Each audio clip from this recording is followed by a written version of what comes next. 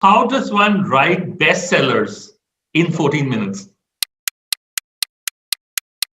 I think that's the biggest question in the whole world of being an author, and everyone wants to know that. But I was really lucky, actually. This is the bestseller probably we'll talk about the most, The Corner Shop in Cockleberry Bay. I've actually written 11 books, and this was my 9th book. So I've worked really hard to get where I am to write this amazing bestseller, which actually hit the #1 spot on Amazon, not once, but twice. So there's a magic formula. Is there? I don't know if I'd actually be a billionaire if I could tell you, but I will tell you what I do think is it's easy reading. It's about real life and real people. I've got ages from a newborn up to a 90-year-old, and everybody's real. It's not all sweet and sugary. Real life isn't sweet and sugary. There's characters in there that you won't like, that you'll love, who do things wrong a lot. And I think that's really important. How do you exactly write a book? Like you think, okay, I'm going to write a book now. What's the next? What do you do the next morning? Okay, so I mean, this was a funny little story. This corner shop is actually used to be down the road in my village and was a sweet shop. And my father is an artist. He's 83 and he does all my covers. He bought a photo of that corner shop to me, and I was like, I need a new subject for a book. I'm going to write it about a corner shop and put it down in Devon, which is a lovely southwestern area in the UK that everybody loves. So that was my idea.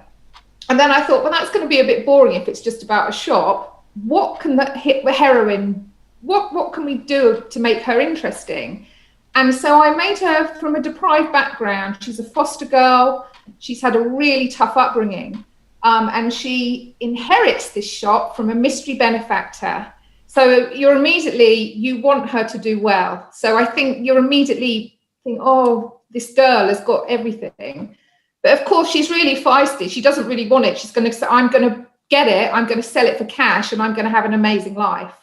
But there's a proviso on the shop. So it's another little plot twist that she can't sell it. She has to hand it on to someone who truly deserves it when she's got it up and running. So immediately you've got all these little hooks of what's going to happen to her, what's going to happen to the shop, is she going to succeed? And then I always look at romantic comedy a bit like Cinderella. Do you know the Cinderella theme, where you have the heroine, you have your Prince Charming, you have the conflict of the ugly sisters, and then maybe the fairy godmother who pulls it all together. So that's how I write my books, because you're championing for the underdog. You like the little bits of the people who try and get in her way as well. So I think it's creating a pantomime, a drama that everyone knows there's going to be a happy ending, but you're not sure how you get to it. I think bestseller-wise, I end every chapter on a little cliffhanger as well. And so that's what people have been saying about this book. Oh my goodness, I stayed up all night, or I read it 7 hours of reading. I couldn't get that back. And I think that's the thing. I keep putting little pointers of what's going to happen next. I don't write massive wordy prose either. Everything's very straight to the point. And also a little bit of magic in this one as well. One of my characters is quite into crystals and she sort of sees things. And so it's almost a little bit of a make-believe, but in the real world, it's a bit different, I think. And that's what has made it so successful. And do you know the dialogues, and do you know what is going the story? How do you imagine the dialogues? How do you imagine the story? See, this is the thing. I don't really write anything down about where the plot's going. I have this amazing talent, I'm going to say, that the characters guide me as I go, and I bring new people in, and I rarely do a rewrite. I'm very lucky. I just seem to get it down and then just go back and edit. And like, how long does it take you to write a book? I'm very fast. This one actually took me about 9 months. But one of my books, The School Gates, I wrote in 4 weeks. And the Christmas book I've just written, I wrote in 5 weeks. Because I literally, when I start writing a book, we're going to go on to the process in a minute. I'll tell you why that happens. But a year maximum for me. You had some interesting, incident about the law of attraction. Because Jim Carrey, the famous actor, I'd read about him when he was a jobbing comedian with his father. had no money. He thought, I'm going to write myself a check for $1 million and keep it in my wallet. And anyway, he did that, kept it in there. It was full of like holes where it had got so old. And then he pulled it out, and he actually did reach his $1 million goal. It might have been a different amount, but I thought, if Jim Carrey's going to do it and it worked, I'm going to do it. So in 2011, I wrote a check to myself for the 3rd of March, 2019. I thought, I don't know why I thought 8 years, but I thought I'll give myself some time.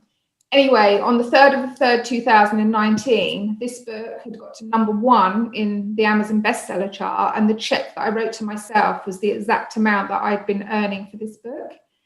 And I was like, whoa, that is the craziest thing. So I've done it again for another few years ahead.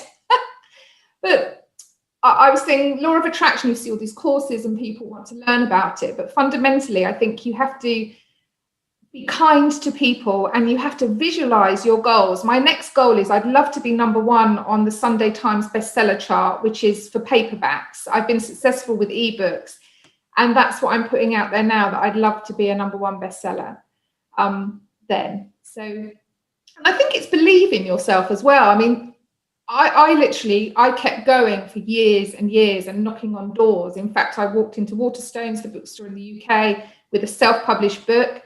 And I went, hello, I've just written this book. I'd love you to read it.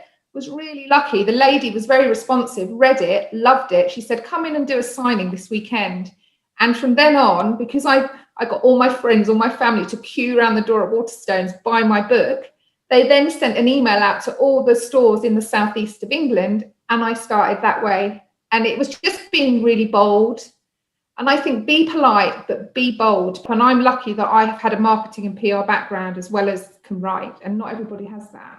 Yeah, I mean, working it out is about a woman who does 12 jobs in 12 months to find the one of her dreams. And so she's actually an events manager, or was in there. So I bring in bits of my life. Yeah. And also I've traveled to many countries with my job, because I was the European analyst and press events manager. So I've been to probably about 40 different countries with work and play. And I think, again, that gives you a lot of experience in life. Yeah.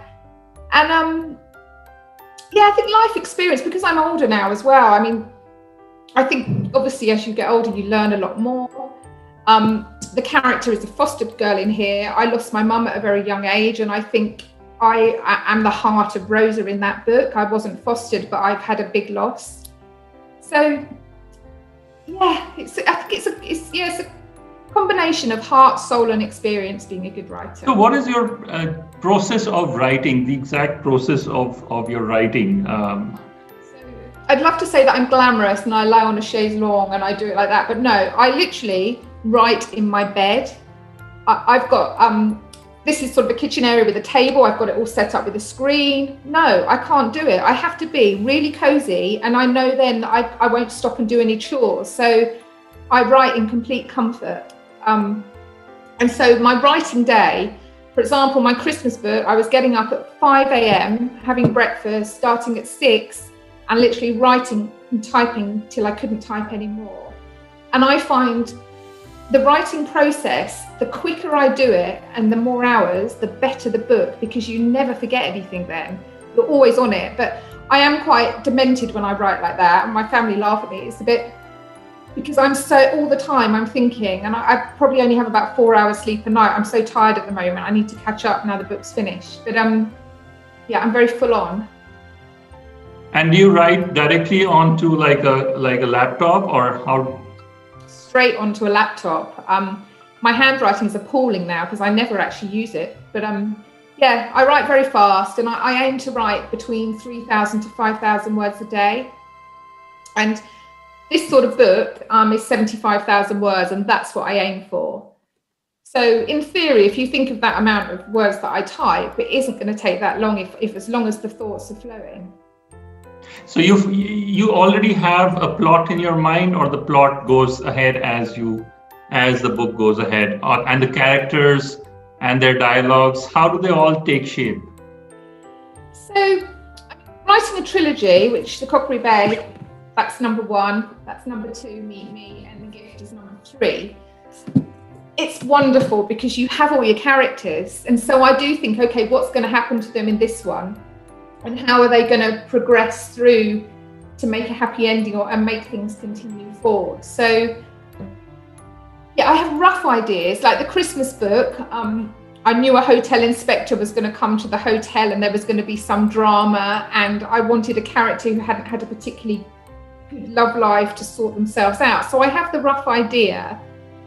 But really, it just all seems to come together, and I'm not even sure how. I just start typing and it seems to flow.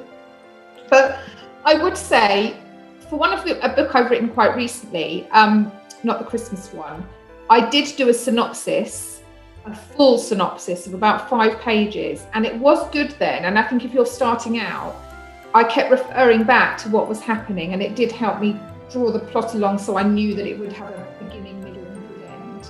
So there's no right or wrong way to do it. But I guess now publishers must be approaching you to take on your books because you are now a bestseller. So this is the point where I have to say, watch this space, because there will be some news before Christmas.